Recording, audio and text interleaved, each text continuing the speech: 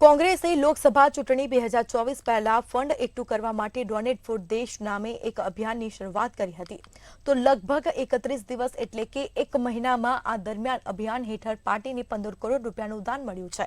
તો કોંગ્રેસના ખજાનચી અજય માણકેએ જણાવ્યું છે કે પાર્ટીએ 18 ડિસેમ્બર અભિયાનની શરૂઆત કરી હતી અને આજે તેનો 31મી દિવસ છે અને અત્યાર સુધીમાં આ અભિયાન હેઠળ 15 કરોડ રૂપિયાનું ભંડોળ એકઠું થયું હતું તેમણે એક પોસ્ટમાં કહ્યું છે કે આજનો દિવસ મહત્વપૂર્ણ છે કેમ કે અમારા અભિયાનને 31 દિવસ પૂરા થઈ ગયા છે અને અમને 3 લાખથી વધુની કાયદેસરની લેવડદેવડના માધ્યમથી અત્યાર સુધી 15 કરોડ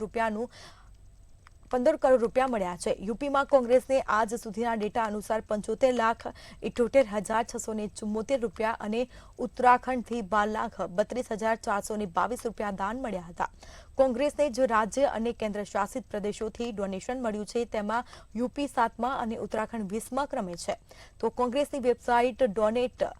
.net અનુસાર શુક્રવારે સવારે 5 અને 4 કલાક સુધીમાં કોંગ્રેસને 15 કરોડ અને 42,70,596 રૂપિયા દાનમાં મળ્યા હતા।